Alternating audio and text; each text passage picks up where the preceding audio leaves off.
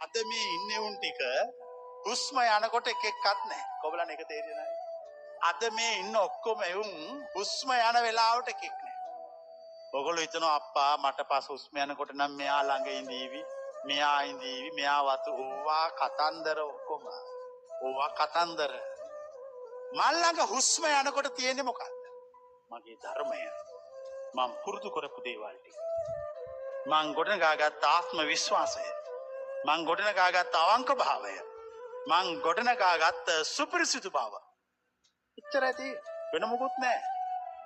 අනිත් ඒවා ඔයගොල්ලෝ තියේයි කියලා දැන් හිතන ඒවා තියේ. තමුන් ළඟ ඉන්නේ තමුන්ගේ අවංක බව, හෘද සාක්ෂිය, සත්‍ය පමණයි.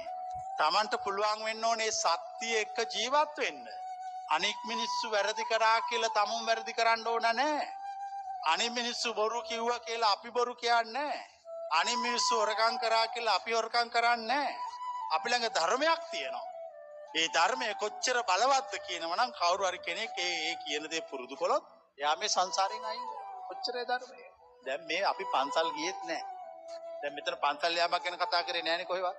පල්ලි ගියේ, කෝවිල් ගියේ, යාඥා ඒවා මේවා මුකුත් නැහැ මෙතන.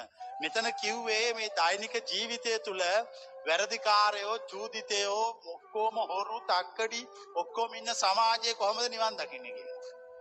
මේ වැරදිකාරයෝ හිටියාම අපි මේ වැරදිකාරයෝ දිහා බලන් හිටියා අපි දැක්කා ඒගොල්ලෝ. අපි ඒගොල්ලන්ට එළෙව්වේ නැහැ.